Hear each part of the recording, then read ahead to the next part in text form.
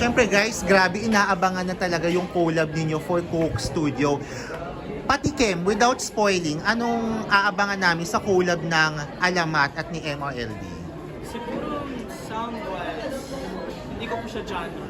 Uh-huh. Not the usual, but it's close to my song Sandali, which is what the people love right now. Siguro sasayaw ako. Napasayaw ako dahil sa kanila. Wow! Let's go! First time bang sasayaw ni MRLD? Actually, second time, Oo. pero dito na paano, may challenge kasi mga dancer yung mga kasama ko. Not the usual MRLD na Yes. mapapanood namin. And also, actually, si Alas, nag-produce din sa song. Kaya, thank you, Alas. Ang galing mo. Wow! Ito, guys, Alamat, ano naman masasabi niyo sa collab with MRLD? Kasi sabi nga, it's not a usual na makikita namin si MRLD na sumayaw, pero napasayaw niyo siya with this collaboration. Jow!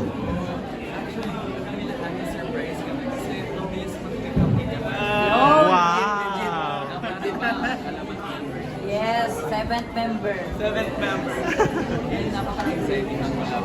So, I feel like hindi lang siya dalawang genre.